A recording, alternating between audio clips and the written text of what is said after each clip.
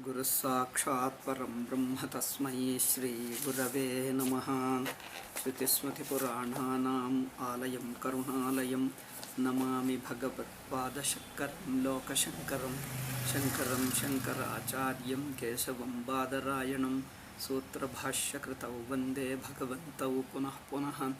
नमामि गौडपादं च शङ्करं श्रीसुरेश्वरं स्वामिनं सच्चिदानन्दमिन्द्रं तं ज्ञानरूपिणे।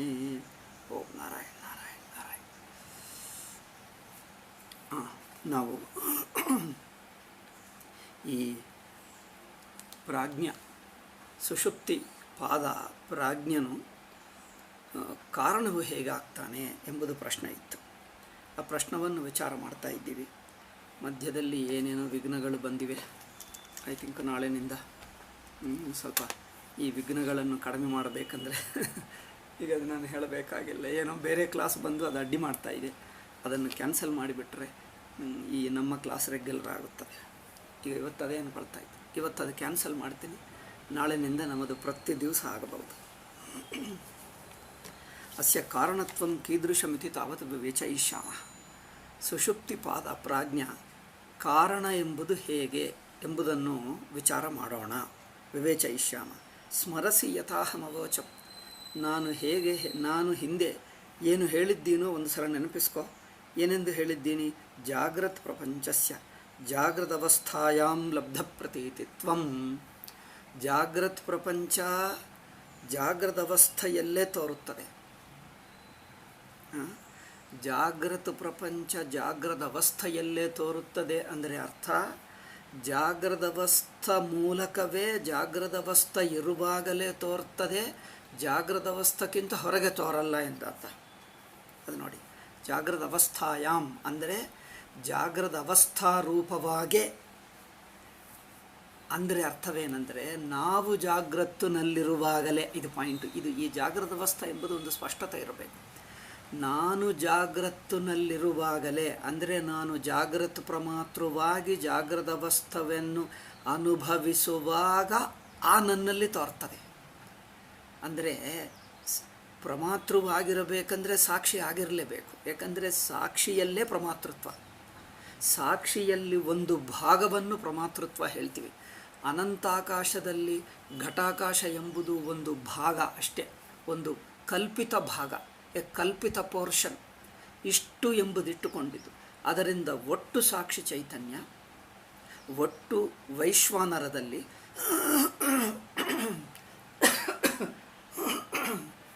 ಒಟ್ಟು ವೈಶ್ವಾನರನಲ್ಲಿ ಒಂದು ಚೂರು ಅರಿವನ್ನು ಇಟ್ಕೊಂಡರೆ ಅದು ಪ್ರಮಾತೃ ಹೇಳ್ತೀವಿ. ಆ ಒಂದು ಚೂರು ಏನು ಅಂದರೆ ಪ್ರಮೇಯ ಸಂಬಂಧ. ಅರಿವಿಗೆ ಪ್ರಮೇಯ ಸಂಬಂಧವನ್ನಿಟ್ಟರೆ ಆ ಅರಿವು ಪ್ರಮೇಯ ಸಂಬಂಧ ಕಾರಣದಿಂದ ಪರಿಮಿತವಾಗುತ್ತದೆ. ಏಕೆ?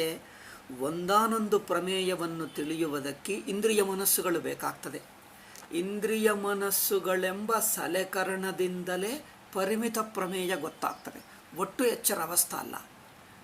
ಒಟ್ಟು ಎಚ್ಚರ ಅವಸ್ಥೆ ನೋಡಲಿಕ್ಕೆ ಯಾವ ಇಂದ್ರಿಯಗಳು ಮನಸ್ಸುಗಳು ಬೇಕಾಗಿಲ್ಲ. ಒಟ್ಟವಸ್ಥೆಯನ್ನು ನೇರಾಗಿ ಸಾಕ್ಷ್ಯ ನೋಡಿಬಿಡುತ್ತದೆ.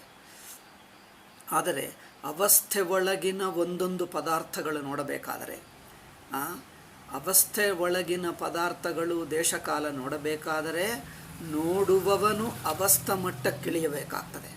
ಅಂದರೆ ಅವಸ್ಥೆಯಲ್ಲಿರುವ ಇಂದ್ರಿಯ ಮನಸ್ಸುಗಳೆಂಬ ಸಲಕರಣಗಳನ್ನು ಬಳಸಬೇಕು. ಅಂದರೆ ಇಂದ್ರಿಯ ಮನಸ್ಸುಗಳನ್ನು ಅಭಿಮಾನ ಪಡಬೇಕು, ಇಂದ್ರಿಯ ಮನಸ್ಸುಗಳನ್ನು ಜ್ಞೇಯವನ್ನು ತಿಳಿಯುವುದಕ್ಕೆ ಬಳಸಬೇಕು. ಎರಡು ಅಂಶಗಳಾಗ್ತವೆ. ಇಂದ್ರಿಯ ಮನಸ್ಸುಗಳು ನಾನು, ಆ ಇಂದ್ರಿಯ ಮನಸ್ಸುಗಳ ಮೂಲಕ ವಿಷಯವನ್ನು ತಿಳ್ಕೊಳ್ತಾ ಇದ್ದೀನಿ. ಅಂದರೆ ಇಂದ್ರಿಯ ಮನಸ್ಸುಗಳ ಅಭಿಮಾನ ಎರಡು ಹಂತ ಇರುತ್ತದೆ, ಎರಡು ಬಗೆ. ಒಂದು ನಾನೆಂದು ಅಭಿಮಾನ ಪಡುವುದು, ಇನ್ನೊಂದು ಅವುಗಳನ್ನು ಬಳಸುತ್ತಾ ಇಂದ್ರಿಯ ಮನಸ್ಸುಗಳನ್ನು ಬಳಸಿ ವಿಷಯವನ್ನು ತಿಳಿಯುವುದು. ವಿಷಯಗಳನ್ನು ತಿಳಿಯಬೇಕಂದ್ರೆ ಇಂದ್ರಿಯ ಮನಸ್ಸುಗಳನ್ನು ಬಳಸಬೇಕು, ಇಂದ್ರಿಯ ಮನಸ್ಸುಗಳ ಅಭಿಮಾನಿಯಾಗಬೇಕು. ಆವಾಗ ಅಂದರೆ ಇಂದ್ರಿಯ ಮನಸ್ಸುಗಳ ಸ್ಥಾನದಲ್ಲಿದ್ದುಕೊಂಡು ನಾನೇ ಇಂದ್ರಿಯ ಮನಸ್ಸುಗಳಿಂದ ಅಭಿಮಾನದಲ್ಲಿದ್ದು ಇದ್ದರೆ ಮಿಕ್ಕ ಪ್ರಪಂಚ ತನಗಿಂತ ಎರಡನೆಯದು ಎಂದಿರುತ್ತದೆ. ಆ ಪ್ರಪಂಚಕ್ಕೆ ನನಗೆ ಸಂಬಂಧ ಇರುತ್ತದೆ. ಆ ಪ್ರಪಂಚವನ್ನು ತಿಳಿಯುವುದು ಮುಂತಾದದ್ದು ಆಗುತ್ತದೆ. ಪಾ ಇದು ಏನು ಅಡ್ಡಿ ಆಗ್ತಾ ಇದೆ.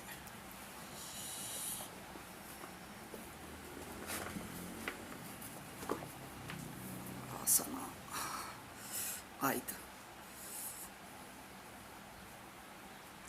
Everything is A problem.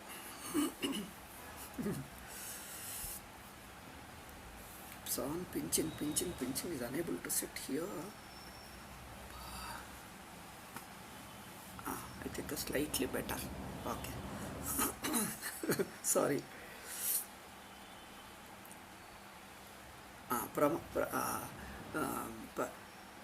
ಪ್ರಮಾತೃ ಅಂದರೆ ಅವಸ್ಥೆಯಲ್ಲೇ ತೋರುತ್ತದೆ. ಅವಸ್ಥೆಯಲ್ಲೇ ಅಂದರೆ ಪ್ರಮಾತೃವಾಗಿರುವಾಗಲೇ ತೋರುತ್ತದೆ. ಪ್ರಮಾತೃ ಆಗಿರುವುದು ಅಂದರೆ ಅರಿವಿನಲ್ಲಿ ಸಾಕ್ಷಿಯಲ್ಲಿ ಅಧ್ಯಾರೋಪ ಮಾಡಿದಾಗ ಎಂದರ್ಥ.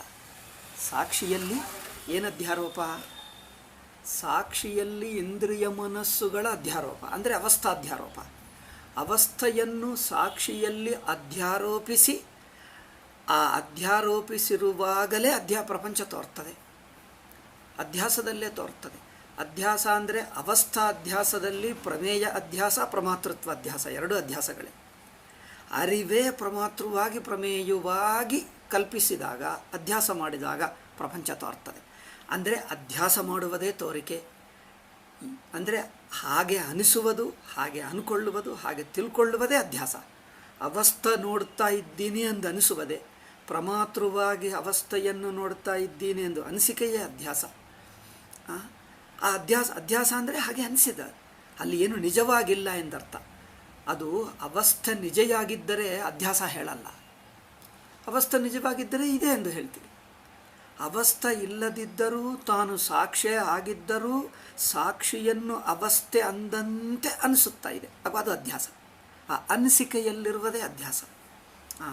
ಅಂದರೆ ಜಾಗೃತ ಅವಸ್ಥೆಯಲ್ಲೇ ಜಾಗೃತ ಪ್ರಪಂಚ ತೋರ್ತದೆ ಅಂದರೆ ಅರ್ಥವೇನು? ಅಂದರೆ ಜಾಗೃತೆಂಬ ಅವಸ್ಥೆ ಅಂದರೆ ಅಧ್ಯಾಸ, ಅನಿಸಿಕೆ. ಜಾಗೃತೆಂಬ ಅನಿಸಿಕೆಯಲ್ಲೇ ಪ್ರಪಂಚ ತೋರ್ತದೆ ಅಂದರೆ ಪ್ರಪಂಚವೂ ಅನಿಸಿಕೆಯೇ ಅಂದರ್ಥ.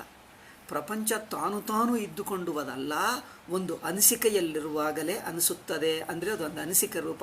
ನಾನು ಪ್ರಮಾತೃವಂತೆ ನಾನೇನೋ ನೋಡುತ್ತಿದ್ದನಂತೆ, ಎರಡು ಅನಿಸಿಕೆಗಳೇ. ನಾನು ಪ್ರಮಾತೃವಂತೆ ನೋಡುವವನಂತೆ, ನಾನು ಯಾವುದನ್ನೋ ಪ್ರಪಂಚವನ್ನು ನೋಡುತ್ತಾ ಇದ್ದನಂತೆ ನಮಗೊಂದು ಅನಿಸುತ್ತಾ ಇದಲ್ಲ. ಪ್ರಮಾತೃ ಅನಿಸಿಕೆ, ಪ್ರಮೇಯವನ್ನು ಅನಿಸಿಕೆ, ಈ ಎರಡು ಅನಿಸುವುದು ಒಂದು ಅವಸ್ಥೆ. ಈ ಅನಿಸಿಕೆ ಇರುವಾಗಲೇ ಪ್ರಪಂಚ ತೋರ್ತದೆ. ಅಂದರೆ ಅನಿಸಿಕೆಯೇ ಪ್ರಪಂಚ, ನಿಜವಾಗಿರುವುದಲ್ಲ ಎಂದು ತಾತ್ಪರ್ಯ. ನೋಡಿ, ಆ ಲ್ಯಾಂಗ್ವೇಜ್ನಲ್ಲಿರುವ ಇಂಪ್ಲಿಕೇಶನ್ ನೋಡಬೇಕು. ಅಂದರೆ ಅನಿಸಿಕೆಯೇ ಪ್ರಪಂಚ ಹೊರತು ನಿಜವಾಗಿ ಇದ್ದುಕೊಂಡು ತೋರುವುದು, ಇದ್ದುಕೊಂಡೇ ಆಗಿರುವ ಅನುಭವವಲ್ಲ. ನಿಜವಾಗಿ ಇದ್ದುಕೊಂಡು ಆಗಿರುವ ಅನುಭವ ಸಾಕ್ಷಿ. ನಾನು ಚೈತನ್ಯವಾಗಿದ್ದೇನೆ, ಸಾಕ್ಷಿ ಮಾತ್ರನಾಗಿದ್ದೇನೆ ಎಂದು ನಿಜವಾಗಿ ಇದ್ದುಕೊಂಡು ಆಗುವ ಅನುಭವ. ನಾನು ಸಾಕ್ಷಿ ಚೈತನ್ಯ ಮಾತ್ರ ಎಂದು ಅನುಭವವಾಗುತ್ತದಲ್ಲ, ಅದೇನೋ ನಿಜವಾಗಿ ಇದ್ದುಕೊಂಡು ಆಗುತ್ತಿರುವ ಅನುಭವ. ಇದು ಇದ್ದುಕೊಂಡು ಆಗುತ್ತಿರುವ ಅನುಭವವಲ್ಲ, ಅನಿಸಿಕೆ ರೂಪ ಅನುಭವ. ನೋಡಿ, ಅನಿಸಿಕೆ ರೂಪ ಅನುಭವ ಒಂದು, ನಿಜವಾಗಿ ಇರುವ ಅನುಭವ ಒಂದು. ನಿಜವಾಗಿ ಇರುವ ಅನುಭವ ಪ್ರಾಜ್ಞಾ ಅಥವಾ ಸಾಕ್ಷಿ. ಅದು ಎಚ್ಚರ ಅವಸ್ಥೆ ಎಂದು ಅನಿಸಿಕೊಂಡುವ ಅನುಭವ, ಅನಿಸುತ್ತಾ ಇರುವ ಅನುಭವ. ಅದು ವ್ಯತ್ಯಾಸ ನೋಡಿ. ಅದರಿಂದ ಜಾಗೃತಾವಸ್ಥಾಯಾಮೇವ ಲಬ್ಧ ಪ್ರತೀತಿತ್ವಂ. ಇದು ಸಿಂಪಲ್ ಸ್ಟ್ರೇಟ್ ಹೇಳಿದ್ದಾರೆ ಅನಿಸುತ್ತದೆ, but is A technical thing. ಇದು ಮನನ ಮಾಡಿದ್ದಾಗ, ಅದು ಅನುಭವಕ್ಕೆ ಹೊಂದಿಸಿದಾಗ ಇಷ್ಟೆಲ್ಲ ಇಂಪ್ಲಿಕೇಶನ್ ಅನಿಸುತ್ತದೆ.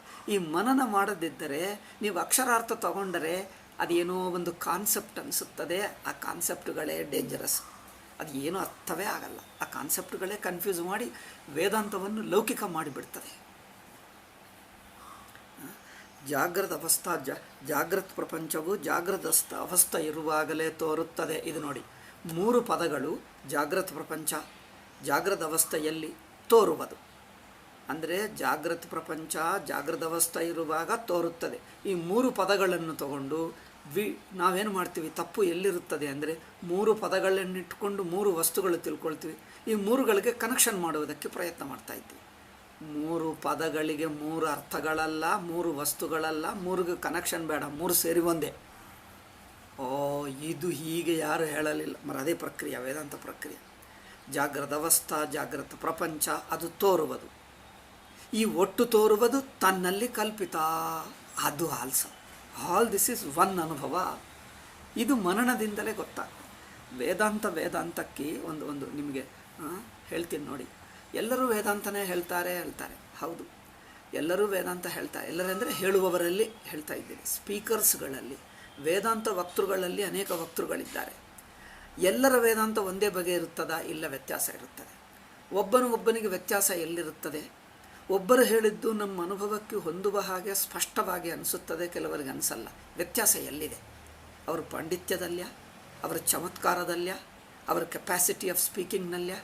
ಅದೇನಿಲ್ಲ. ಎಷ್ಟು ಮನನ ನಿಧಿಧ್ಯಾಸನ ಮಾಡಿದ್ದರೋ ಅದು ಗೊತ್ತಾಗ್ತದೆ. ಅವರ ಮನನ ನಿಧಿಧ್ಯಾಸನನೇ makes his Vedanta shining and clear.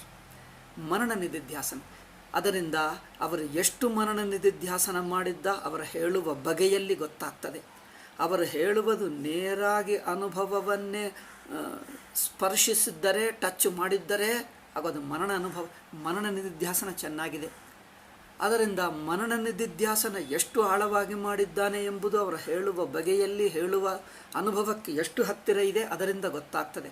ಅವರು ಹೇಳಿದ್ದೆಲ್ಲ ಮೇನೆ ಶಬ್ದಗಳು, ಪದಗಳು ಅಲ್ಲೇ ನಿಂತಿದೆ ಅಂದರೆ ಮನನ ನಿಧಿಧ್ಯಾಸನ ಆಗಲಿಲ್ಲ. ಅಂದರೆ ಮನನ ನಿಧಿಧ್ಯಾಸನ ಎಷ್ಟರ ಮಟ್ಟಿಗಾಯಿತೋ ಅಷ್ಟರ ಮಟ್ಟಿಗೆ ಅವರ ಉಪದೇಶದಲ್ಲಿ ನಮಗೆ ಕ್ಲಾರಿಟಿ ಕಂಡುಬರುತ್ತದೆ. All clarity depends upon is ಮನನ ನಿಧಿಧ್ಯಾಸನ. ನೋಡಿ, ಮನನ ನಿಧಿಧ್ಯಾಸನ ಎಷ್ಟಿರುತ್ತದೋ ಅಷ್ಟು ಕ್ಲಾರಿಟಿ ಬರುತ್ತದೆ. ಇದೇ ಡಿಫರೆನ್ಸ್. ನಮಗೂ ಎಷ್ಟರ್ಥವಾಯಿತು ಎನ್ನುವುದು ನಮ್ಮ ಮನನ ನಿಧಿಧ್ಯಾಸನದಿಂದ. ನಾವು ಪ್ರಶ್ನೆ ಮಾಡಿದ್ದರೆ ಗುರುಗಳಿಗೆ, ನಿಮ್ಮ ಪ್ರಶ್ನೆ ಎಷ್ಟು ಆಳವಾಗಿದೆ, ಯಾವ ಹಂತದಲ್ಲಿದೆ, ಆ ಪ್ರಶ್ನದಿಂದ ಗೊತ್ತಾಗ್ತದೆ ನಿಮ್ಮ ಮನನ ನಿಧಿಧ್ಯಾಸನ ಎಷ್ಟು ಮಾಡಿದ್ದಾರೆ. ಆ ಪ್ರಶ್ನದಿಂದ ಗೊತ್ತಾಗ್ತದೆ ಎಷ್ಟು ಶ್ರವಣ, ಎಷ್ಟು ಮನನಪೂರ್ವಕ ಶ್ರವಣ ಮಾಡಿದನ. ಸುಮ್ಮನೆ ಅಲ್ಲೊಂದು ಇಲ್ಲೊಂದು ಮಾತು ಕೇಳಿ ಮೇಲೆ ಮಾತಿನಿಂದ ಹೇಳ್ತಾನ. ಅಲ್ಲೊಂದು ಪಿಕಪ್ ಎನ್ ಕಾನ್ಸೆಪ್ಟ್, ಇಲ್ಲೊಂದು ಪಿಕಪ್ ಎ ವರ್ಡ್, ಇಲ್ಲೊಂದು ಪಿಕಪ್ ಮಾಡಿ ಪ್ರಶ್ನೆ ಮಾಡ್ತಾ ಇದ್ದಾನ. ಪ್ರಶ್ನೆ ಮಾಡಿದ್ದು ಅವರು ಮನನ ಪೂರ್ವಕ ಮಾಡಿದ್ದನ. ಯಾವ ಮನನ ಇಲ್ಲದೆ pick up the ideas and then repeat them in front of us. ಅದರಿಂದ ಗೊತ್ತಾಗ್ತದೆ. ಅದರಿಂದ ಶ್ರೋತನು ಎಷ್ಟು ಮನನ ಮಾಡಿದ್ದ ಗೊತ್ತಾಗ್ತದೆ. You put a question instantly understands ಅವ್ರ ಡೆಪ್ತ್ ಎಷ್ಟಿದೆ ಅಂದರೆ ಎಷ್ಟು ಮನನ ಮಾಡುವುದೇ ಅಲ್ಲ. ಸುಮ್ಮನೆ ಅಲ್ಲೊಂದು ಇಲ್ಲೊಂದು ಕೇಳಿ ಮೇಲೆ ಮಾತಾಡ್ತಾರೆ. ಅಂದರೆ ಅದು ವರ್ಡ್ಸ್ ಮಾತಿನಿಂದಲೇ ಬರುತ್ತಾ ಇವೆ ಹೊರತು ಹೃದಯದಿಂದ ಬರುತ್ತಾ ಇಲ್ಲ. ಅನುಭವಕ್ಕೆ ಸಂಬಂಧವೇ ಇಲ್ಲ. ಮನನ ಮಾಡುವುದರಿಂದ ಆ ದೇಶ ಕಾಲ ಸಂಬಂಧಗಳು ಅದು ಅಧ್ಯಾರೋಪವಾದ ಆಗುತ್ತದೆ. ದೇಶಕಾಲ ಸಂಬಂಧಗಳು ಬಿಡುತ್ತವೆ. ಯಾವ ಅಂಶವು ಅಧ್ಯಾರೋಪವಾಯಿತು, ನಮ್ಮಲ್ಲಿ ಯಾವ ಅಂಶ ಅಪವಾದವಾಯಿತು ಅದು ಗೊತ್ತಾಗಬೇಕು. ಅಪವಾದ ಎಷ್ಟಾಯಿತೋ ಅಪವಾದ ಆಗಲೇ ಇಲ್ಲವ. ಸುಮ್ಮನೆ ಪದಗಳು, ಮಾತುಗಳು, ಕಾನ್ಸೆಪ್ಟ್ಗಳು ಎಲ್ಲ ಸಂಗ್ರಹ ಮಾಡಿಕೊಂಡ. ಈ ಕಂಪೈಲ್ಡ್ ಆಲ್ ದ ಐಡಿಯಾಸ್ ಅಷ್ಟೇ. ಅದು ತಮ್ಮ ಅನುಭವದಲ್ಲಿ ಯಾವುದೂ ಅಪವಾದ ಆಗಲೇ ಇಲ್ಲ. ಯಾವುದೋ ಒಂದು ಅಂಶ ಅಪವಾದವಾದರೆ ಅವರಿಗೆ ಡೆಪ್ತ್ ಗೊತ್ತಾಗ್ತದೆ. ಅವರು ಹಿಂದಿನ ಮನುಷ್ಯ ಇರಲ್ಲ. He goes in to a different level. ಯಾವ ಉಪಾಧಿ ತನ್ನಲ್ಲಿ ಬಿಟ್ಟು ಹೋಯಿತು ಗೊತ್ತಾಗ್ತದೆ. ಆದ್ದರಿಂದ ಹೇಳುವ ಗುರುವಾಗಲಿ, ಪ್ರಶ್ನೆ ಮಾಡುವ ಶಿಷ್ಯನಾಗಲಿ, ಕೇಳುವ ಶಿಷ್ಯನಾಗಲಿ ಮನನ ಮಾಡಿದ್ದರೆ, ಮನನ ನಿಧಿಧ್ಯಾಸನ ಮಾಡಿದರೆ ವೇದಾಂತ ಮುಂದುವರಿಯುತ್ತದೆ.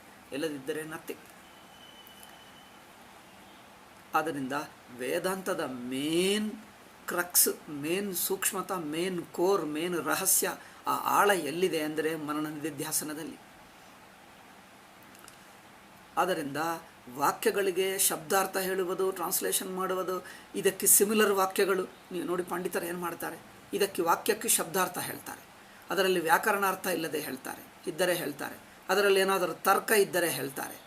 ಮತ್ತೇನು ಹೇಳ್ತಾರೆ, ಇದೇ ಸಮಾನಾರ್ಥಕ ಶ್ಲೋಕ ಬೇರೆ ಎಲ್ಲಾದರಿದ್ದರೆ ಅದೇ ಶ್ಲೋಕವನ್ನು ಉದಾಹರಿಸ್ತಾರೆ. ಒಂದಲ್ಲ 3-4 ಪುಸ್ತಕಗಳಿಂದ ಇಲ್ಲಿ ಯೋಗವಾಸಿಷ್ಠದಲ್ಲಿ ಹೀಗೆ ಹೇಳಿದ್ದಾರೆ, ಸುತ ಸಂಹಿತದಲ್ಲಿ ಹೀಗೆ ಹೇಳಿದ್ದಾರೆ, ಅಷ್ಟಾವಕರ ಗೀತದಲ್ಲಿ ಹಾಗೆ ಇದೆ, ಈಗ ಮಹಾಭಾರತದಲ್ಲಿ ಇದೇ ಅರ್ಥ ಇದೆ, ಮತ್ತು ಇವರು ಈ ಆಚಾರ್ಯರು ವಿವೇಕಾನಂದರು ಹೀಗೆ ಹೇಳಿದ್ದಾರೆ ಅಂತ ಹೇಳಿದರೆ ಜನರು ಹೇಳ್ತಾರೆ, ಏನು ಪಾಂಡಿತ್ಯ ನೋಡು.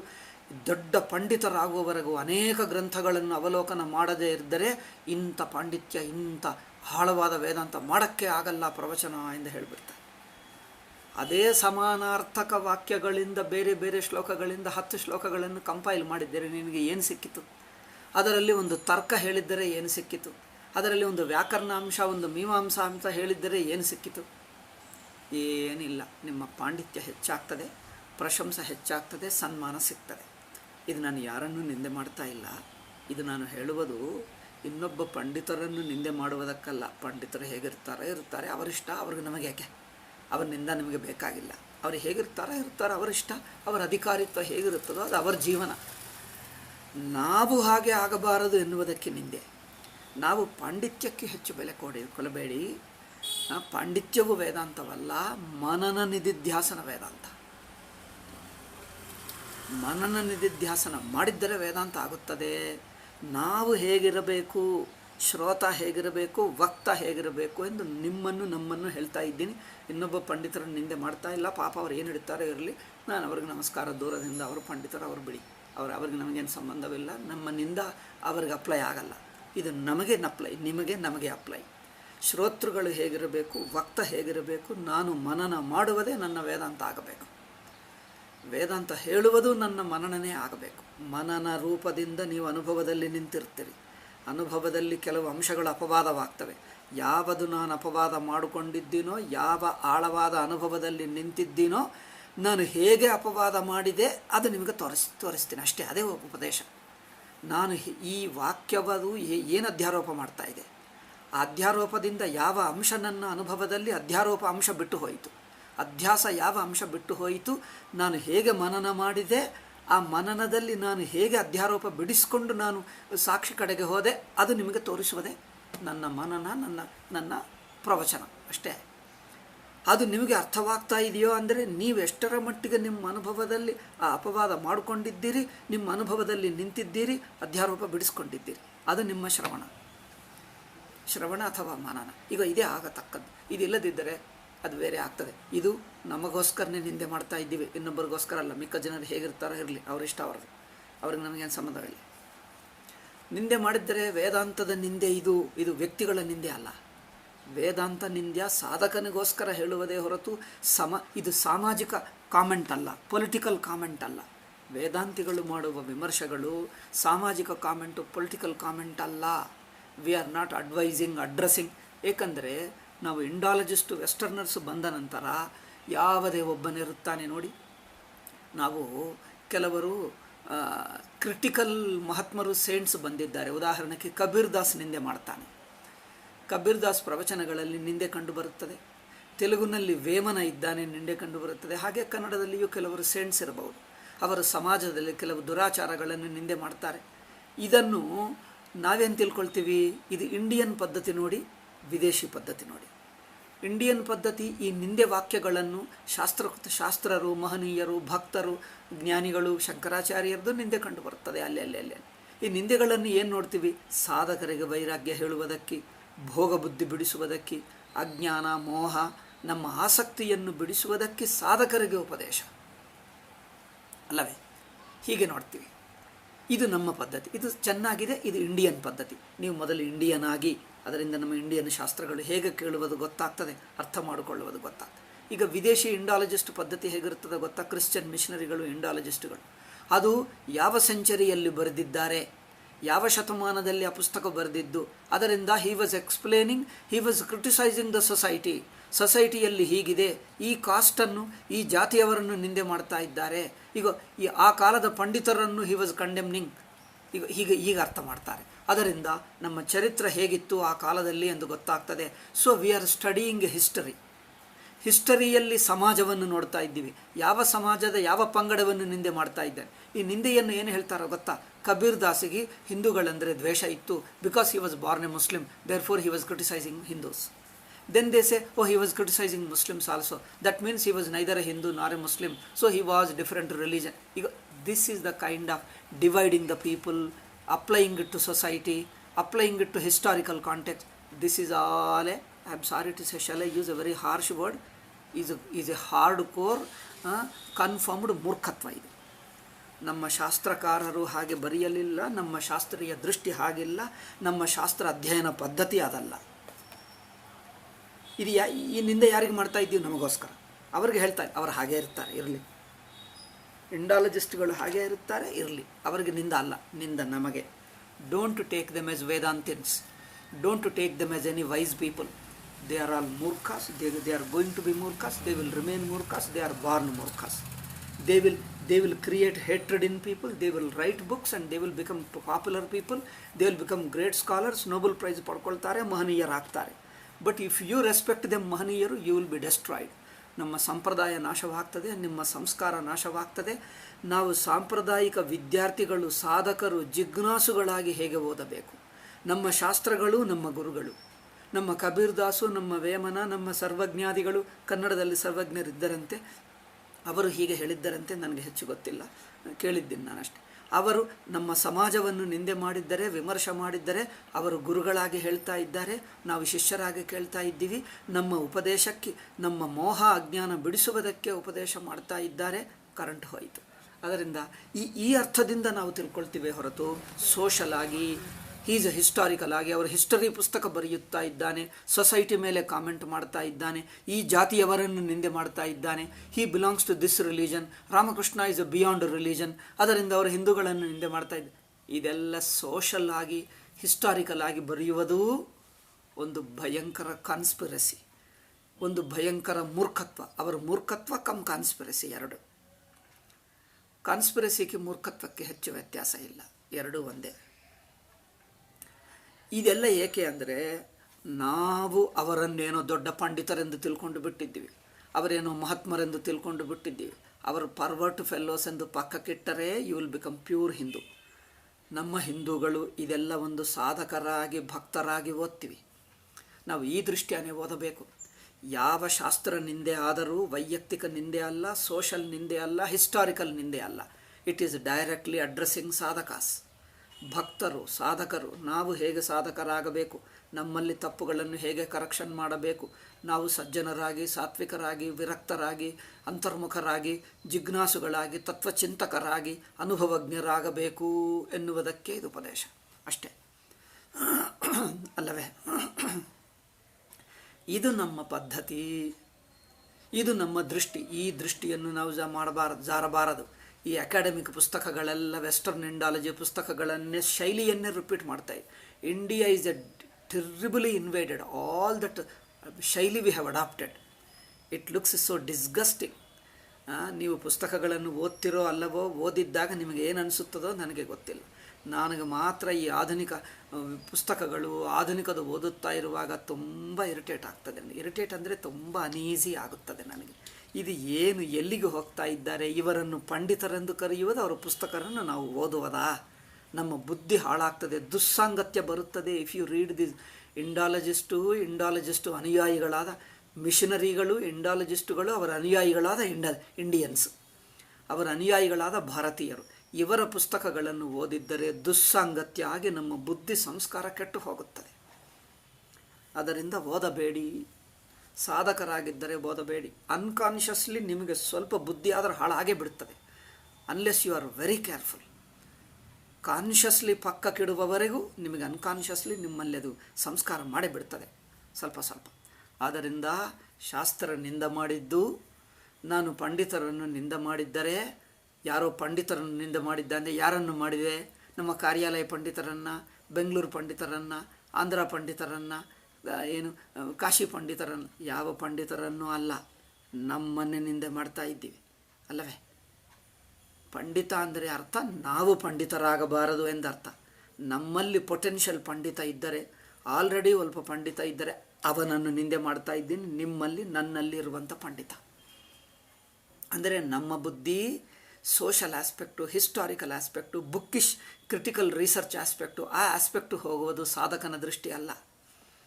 ನಮ್ಮ ಸಮಾಜ ಮೊದಲಿನಿಂದ ಸಾಧಕರಿಗೋಸ್ಕರನೇ ಅಡ್ರೆಸ್ ಮಾಡ್ತಾ ಇದೆ. ಶಿಷ್ಯರಿಗೆ, ಸಾಧಕರಿಗೆ, ಜಿಜ್ಞಾಸುಗಳಿಗೆ, ಭಕ್ತರನ್ನೇ ಅಡ್ರೆಸ್ ಮಾಡ್ತಾರೆ. ನಮ್ಮ ಗುರುಗಳು ಆಲ್ವೇಸ್ ಅಡ್ರೆಸ್ ಸಾಧಕ, ಶಿಷ್ಯಾಸ್, ಭಕ್ತಾಸ್.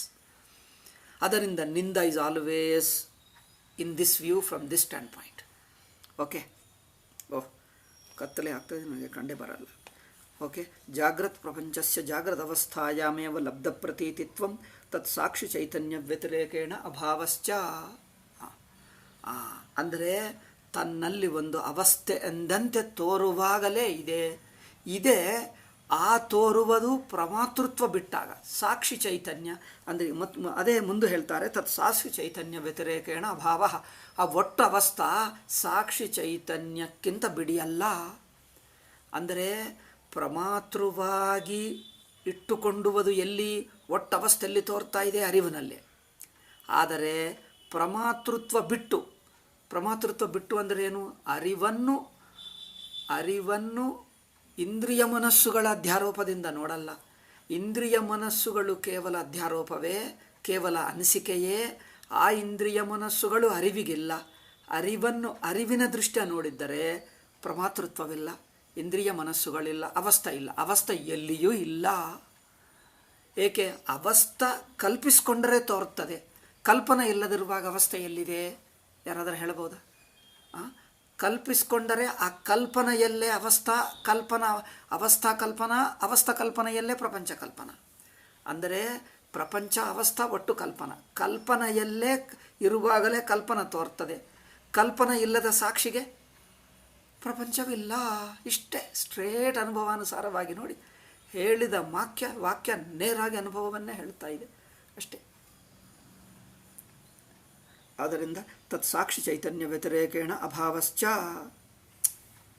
ಈಗ ಇನ್ನೊಂದು ಪಾಠ ಹುಡುಗ ಬರ್ತಾನೆ, ಸ್ವಲ್ಪ ಡಿಸ್ಟರ್ಬ್ ಇದೆ, ಇವತ್ತು ಲಾಸ್ಟ್ ಹೇಳಿ ಅವರಿಗೆ ಕ್ಯಾನ್ಸಲ್ ಮಾಡಿಬಿಡ್ತೀನಿ. ನಾಳೆನಿಂದ ನಾವು ರೆಗ್ಯುಲರ್ಲಿ ಮಾಡಬಹುದು. ಈಗ ಕರೆಂಟ್ ಬಂತು, ಮುಗಿಯುವ ಸಮಯಕ್ಕೆ ಕರೆಂಟ್ ಬಂತು. ಆಯ್ತು, ಇವತ್ತು ಸ್ವಲ್ಪ ವೆರಿ ಬ್ರೀಫ್ ಪ್ರವಚನ ಸಾಕು. ಬಟ್ ನಾಳೆನಿಂದ I want to do very regularly and seriously. Okay. ಓಂ ಶಾಂತಿ ಶಾಂತಿ ಶಾಂತಿ. ಹರಿ ಓಂ ಶ್ರೀ ಗುರುಭ್ಯೋ ನಮಃ. ಹರಿ ಓಂ ತತ್ಸತ್. ಈಗ ಇದರ ಜೊತೆಗೆ ಆಡಿಯೋನು ರೆಕಾರ್ಡ್ ಮಾಡಿದ್ದೀನಿ. మరి ವಿಡಿಯೋ ಹೇಗೆ ಬಂತ ನೋಡ್ತೀನಿ. ಆ ವಿಡಿಯೋದಲ್ಲಿ ಸೌಂಡ್ ಚೆನ್ನಾಗಿ ಬಂದರೆ ಅದನ್ನೇ ಅಪ್ಲೋಡ್ ಮಾಡ್ತೀನಿ. ಅದು ಆಗಲಿಲ್ಲ ಅಂದರೆ ಈಗ ಆ ವಿಡಿಯೋ ಪಕ್ಕಕ್ಕಿಟ್ಟು ಈಗ ಈ ಆಡಿಯೋವನ್ನೇ ಹಾಕುವುದಾ ಎಂದು ನೋಡ್ತೀನಿ. ಯಾಕಂದರೆ ಈಚ್ ಟೈಮ್ ಆಡಿಯೋ ತೊಂದರೆ ಕೊಡ್ತಾ ಇದೆ. ಸೊ ಅದು ನೋಡ್ತೀನಿ, ಟೆಸ್ಟ್ ಮಾಡಿ ನೋಡ್ತೀನಿ. ಇಲ್ಲದಿದ್ದರೆ ಈ ಆಡಿಯೋನನ್ನೇ ಹಾಕೋಣ. ಇದು ಸಪ್ರೇಟ್ ರೆಕಾರ್ಡ್ ಮಾಡ್ತಾ ಇದ್ದೆ. ಓಂ ಶಾಂತಿ ಶಾಂತಿ ಶಾಂತಿ.